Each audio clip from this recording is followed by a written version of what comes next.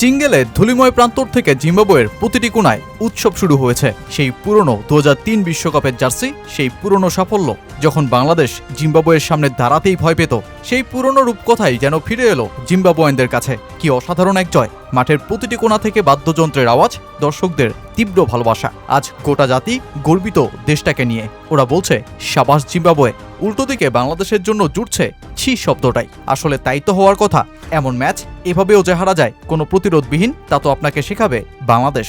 দশকের পর দশক পার হয়, বোলিং ইউনিট বিপ্লব ঘটিয়ে বিশ্বসেরা বনে যায়, অথচ দেহের আরেক অঙ্গে বল নাই। আজও বাংলাদেশে ঘটল না ব্যাটিংয়ের বিপ্লবটা। আজও বাংলাদেশিরা গর্ব করে বলতে পারছে না আমাদেরও আছে বিশ্বসেরা এমন কেউ যিনি ব্যাটকে তরবারি বানাতে জানেন।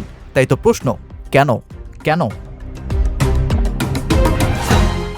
জিম্বাবুয়ে থাকবে সেই আবেগীয় বর্ণালীর বিপরীত প্রান্তে, কারণ এই ম্যাচটা জেতার কোনো সম্ভাবনাই তাদের ছিল না। স্কোরবোর্ডে তাদের যেই 141 রানের সংগ্রহ ছিল, তাতে তো লড়াইটাই করা যায় না। ম্যাচ জয়ের স্বপ্ন তো দূর কি বাত, কিন্তু তারপরও তারা লড়াই চালিয়েছে, স্বপ্ন দেখেছে।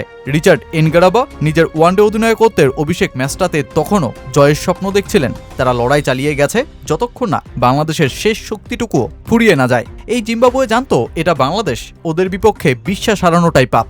আর হ্যাঁ, শেষ পর্যন্ত তারা সেটাই প্রমাণ করে ছাড়ল।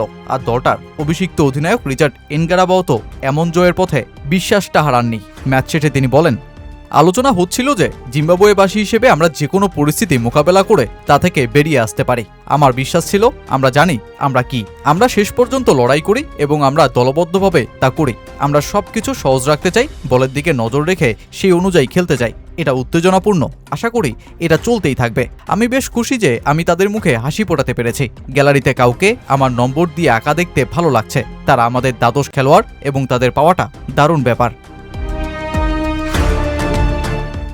বাংলাদেশের জন্য এটা একটা মানসিক লড়াই, বিশেষ করে বোলারদের জন্য এমন ম্যাচে হার সবচেয়ে হতাশার। ঠিক যেই মঞ্চে টাইগার পেসাররা প্রতিপক্ষ ব্যাটারদের উড়িয়ে দিয়ে কীর্তি করছে, সেই একই মঞ্চে ওরা জয়ের স্বাদ নিতে পারছে না ব্যাটারদের অসহায়ত্বের কারণে। টিম গেমের ক্রিকেটে বাংলাদেশকে টিকে থাকতে হচ্ছে দেহের এক পাশে ভর করেই। 142 রানের লক্ষ্যে 17 রানেই টপ অর্ডার গুটিয়ে যাওয়া তাওহিদ হৃদয় ও নুরুল হাসান সোহানের টিকে গিয়েও ম্যাচকে শেষ পর্যন্ত নিয়ে না যাওয়া। 7 ব্যাটারের সিঙ্গেল ডিজিট আউট।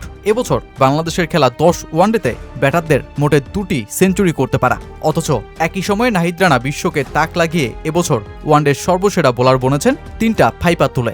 141 রান তারায় বাংলাদেশের 116 রানের গুটিয়ে যাওয়ার এই ক্ষতচিহ্নগুলো একটা বার্তা দেয়, এবার খোলস বদলে ফেলার সময় হয়েছে।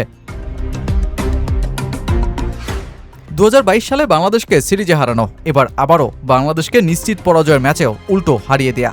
জিম্বাবুয়ে যখন সাফল্যের গন্ধ খুঁজে নিয়েছে, তখন বাংলাদেশের বিদেশি মাটি আর ব্যাটিং জুজু কাটছেই না। প্রশ্নবিদ্ধ ব্যাটিং শটস, দায়িত্বজ্ঞানহীন ব্যাটিং ইউনিট, অধিনায়কত্বের পর অধিনায়কত্ব যায় এই মেহেদী হাসান মিরাজকেও তো। তাই ম্যাচ শেষে বলতে হচ্ছে সেই পুরনো আক্ষেপের কথাগুলোই। আমরা খুব ভালো বোলিং করেছি, বিশেষ করে নাহিদ, সে 6টি উইকেট নিয়েছে, এটা ছিল অসাধারণ। আমাদের ব্যাটিং ইউনিট নিয়ে কিছুটা হতাশ। প্রথম 10 ওভারের মধ্যে জুটি হয়ে গেলে আরও ভালো হতে পারত, কিন্তু আমরা তা পারিনি।